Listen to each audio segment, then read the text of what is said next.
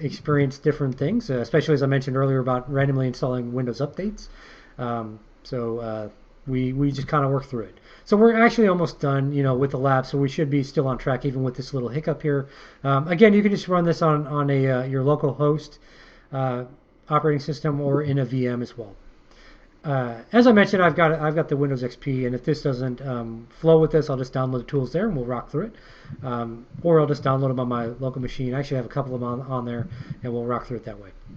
But what we're trying to do is add text into the particular file. So what you see is, as an attacker, what you could do from a steganography standpoint is you could potentially put something in there, that your average user may not be able to see, right? So unless you're actually opening up in a hex editor, your average user doesn't know, like a file from the internet, for example, like we go search for a photo. The average user doesn't know like what the original photo looked like, right? They don't know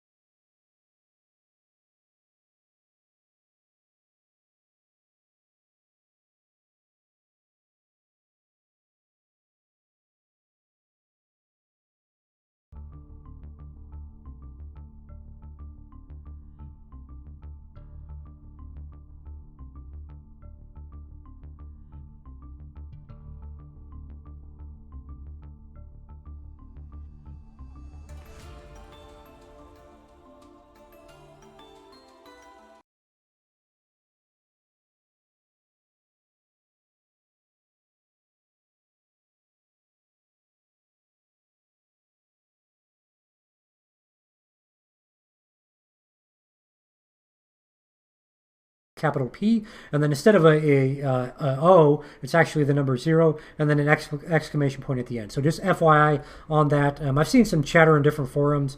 People are like, what's the password? It's actually just the word password with a capital P with a 0, an O, and then an exclamation point at the end. So that's for Windows 10 VMs, a lot of them that you'll get out there. Might take a moment or so for everything to boot up here, but I'm going to go back to the hex editor, and it looks like it didn't save the stuff. That's cool. If it doesn't have the image I had on there, we'll see how it's looking here. But in any event, we'll keep rocking through the lab. So the hex editor HXD, let's go ahead and get that going. You'll see it's going to boot everything up here on my image here. It's going to take a second, but let's go ahead and open it up. And I'm hoping. All right, so we're just going to say open here. So this is the image again, same cat image here. I'm going to scroll down as I mentioned. Very last character of the hexadecimal. That's where we can actually start typing stuff in. So again, you can do something, like the word password or something short. You can also do something lengthy. So I wanted to show you the difference. So I'm going to go ahead, once I typed in whatever I want, I'm going to go to File and then Save As. And I'm just going to change the name of this. I'm just going to call this one Cat2. And then the other thing I'm going to do here is I'm going to actually, I'm going to close this. I'm going to reopen it. And I'm going to go, and you guys don't have to follow along on this part, but I'm going to go File, Open. I'm going to open the Cat1 again. And then what I'm going to do is I'm going to type something really long this time, right? And then, so after this character, I'm just going to type, a whole lot of stuff, like Cyber, rules,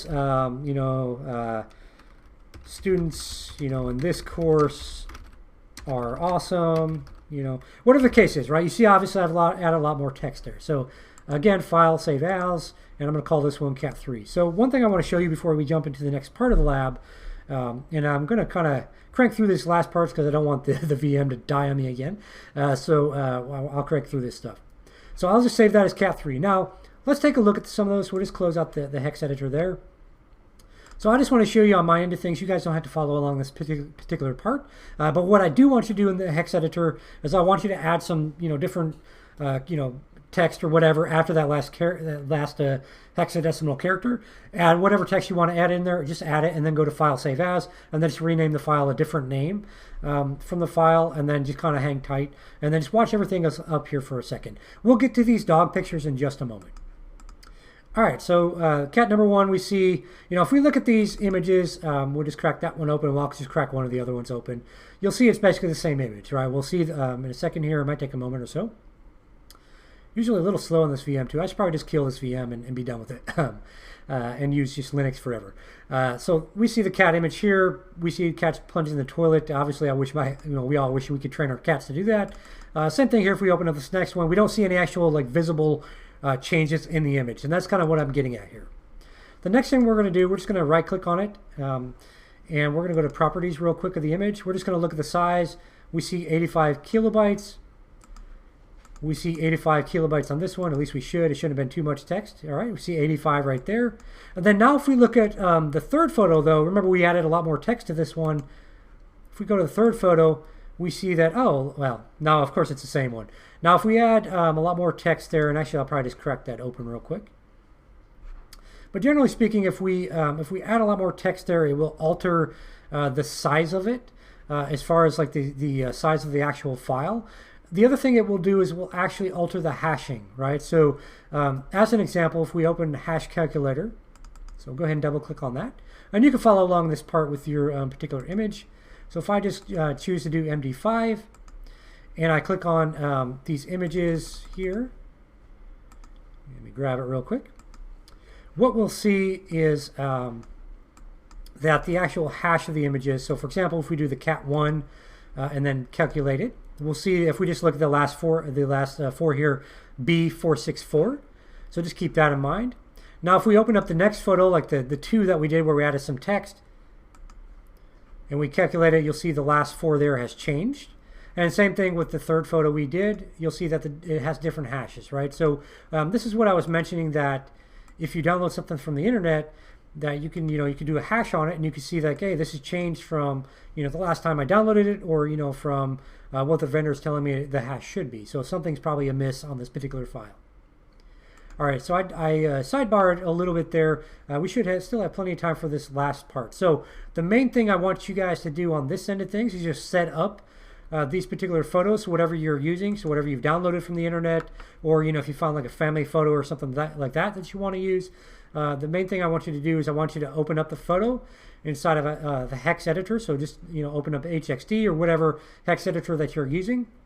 Open the file, the particular image file, and then once you're in there, I just want you to type a bunch of whatever at the end of it, right? It could be random text. You could just go like this, like I'm doing.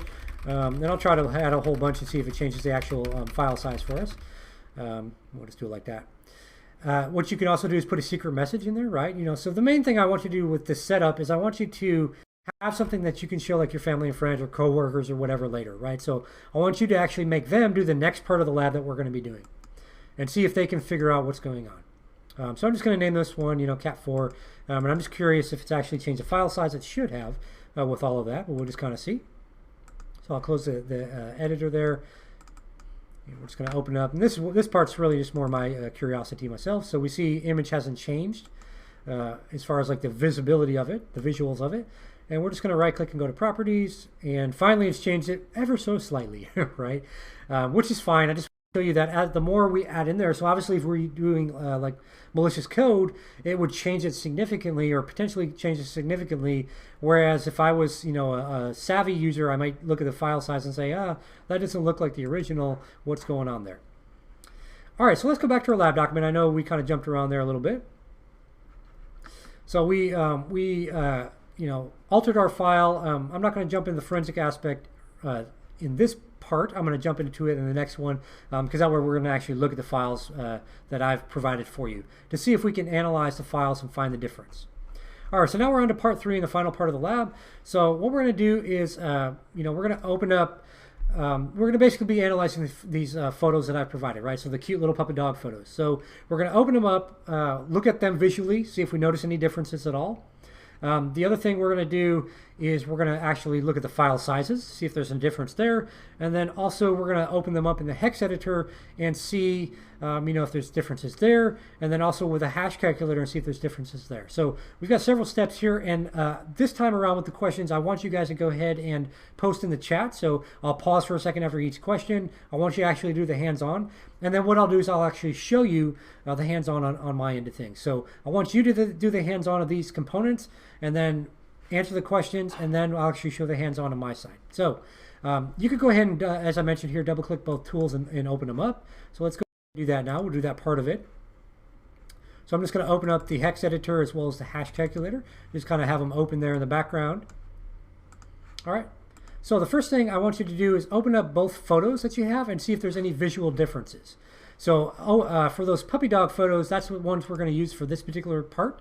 So I want you to open them up and then just say if you notice any actual visual differences in these photos. So in the chat, go ahead and type that in there if you notice any differences at all.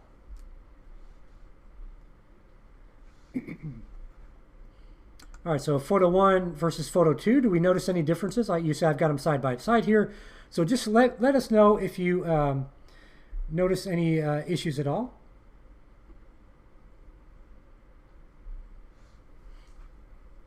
All right, so I'm just going to pause for another second or so, and then I'll go ahead and I'll kind of comment on any differences that I see.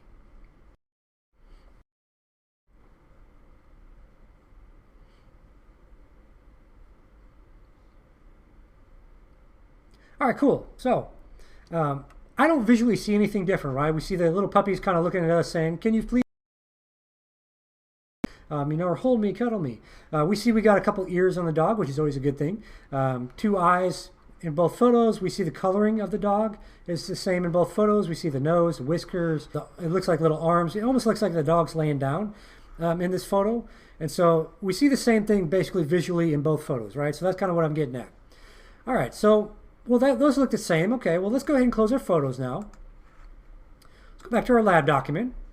So now let's go ahead and look at the size of the photo. So we want to right-click on each photo, go to Properties if you're working in Windows, and then check out the size. So that's the next question. So go ahead and right-click on the photos, take a look, see if you notice if they're the same size, are they a different size, and go ahead and answer that in the chat. So see the same size if it's a different size photo.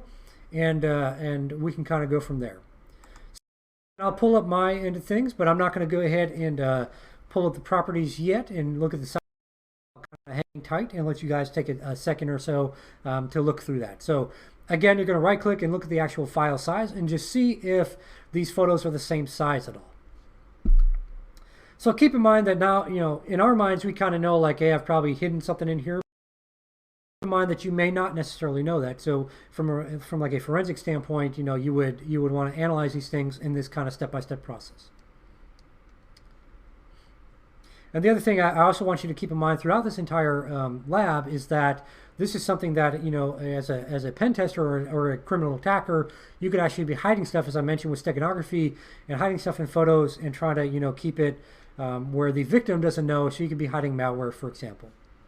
So things like a rootkit or something, this is a good way to get those in, especially if you're going to use like a USB drop attack. So basically you can put a dropper on a USB and put, hey, cute puppy and cat photos, and some user in a company will plug that thing in, guaranteed, and then you can take over the network from there. All right, cool. So we'll go ahead and I'll right click and open these up. We'll take a look at them. All right, so we see the file size on this one. We see it's about 3 kilobytes on the original photo that I downloaded. All right, so let's take a look at this one as well. All right, so this one here we see, okay, well, same size.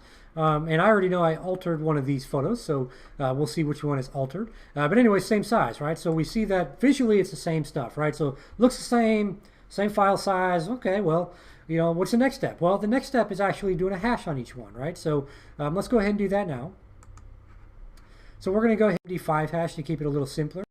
So we'll start off with our first dog1 photo. So that'll be the first one that we hash.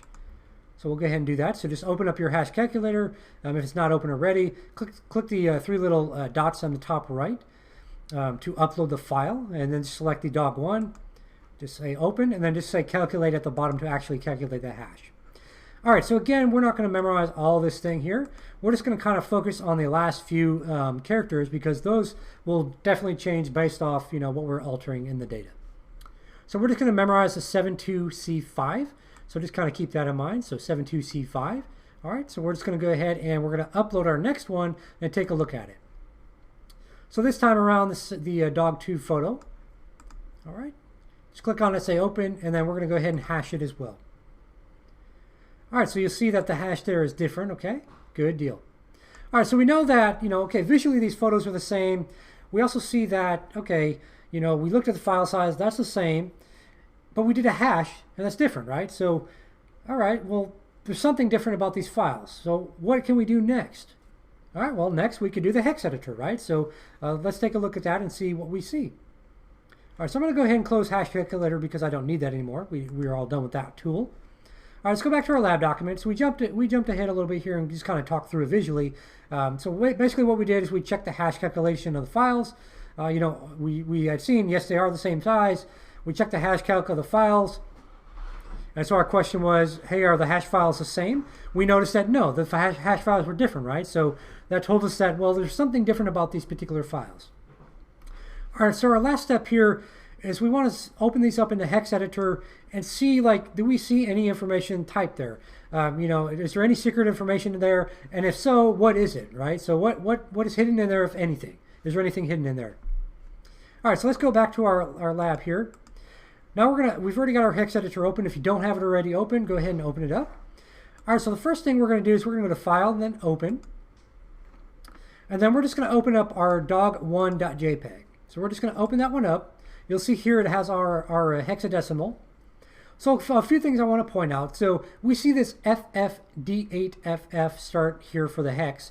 What that tells us is that this is a JPEG file. So we talked about image files a little bit in this course, and we obviously, if sure it is still working for everybody.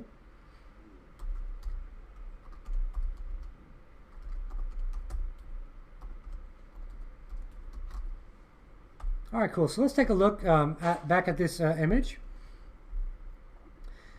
And so we notice when we scroll down here, we still see some of that, kind of gibberish, so to speak. We see our hex, but the other thing is we do see something here, right? Huh. Well, that looks like that cool company I keep hearing about, right? That looks like, this company. So we do see there's some information there.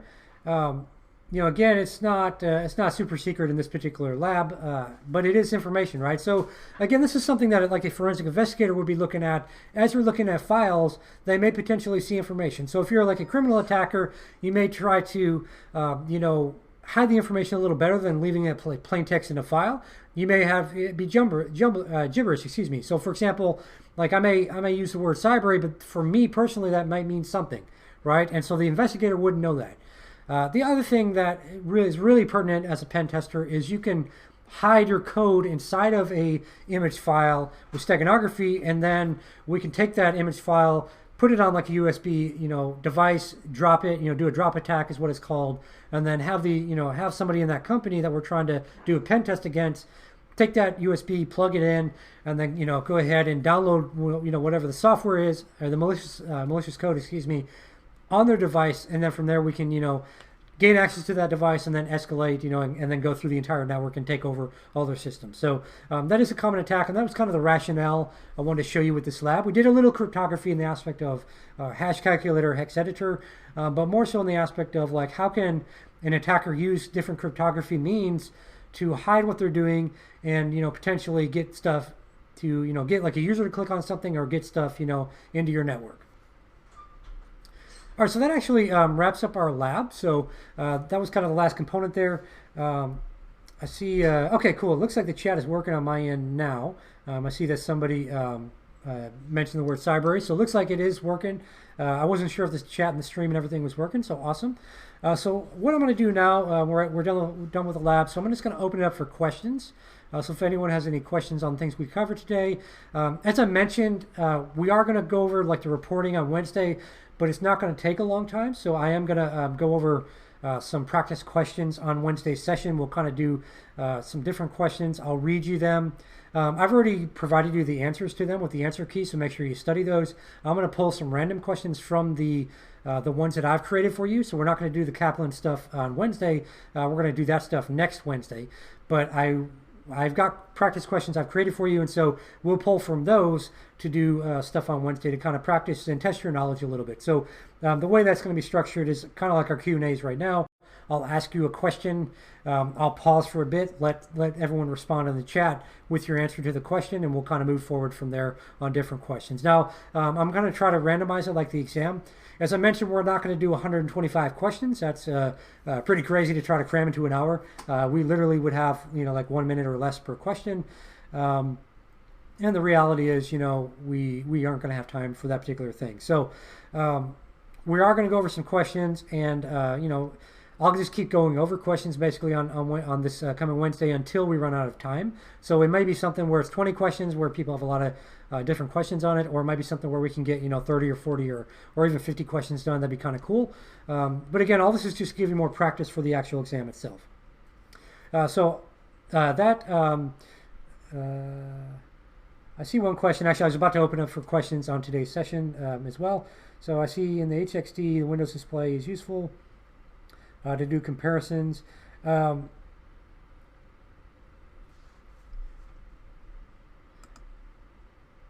yeah, yeah. To change your view. Yeah, I see what you're saying. Yeah, yeah, yeah. So that could be helpful to you. I'm kind of old-fashioned on the view that I like to use for this, but yeah, absolutely. Yeah, play around with the view on this tool. Now, and these aren't tools that you have to use. Basically, if you use any hash calculator or hex editor, they should do the same thing for you. There's also a lot of forensic tools out there that incorporate these things. Especially like tools that are paid. Like Encase and that sort of stuff. They'll do this on scale for you. So instead of you as an investigator having to come through and like open up every single image file, it'll do it on scale for you and just hash them, compare them, say these ones don't match up, and instead of you looking at 4 million images, you may be just looking at 25 images. So yeah, absolutely.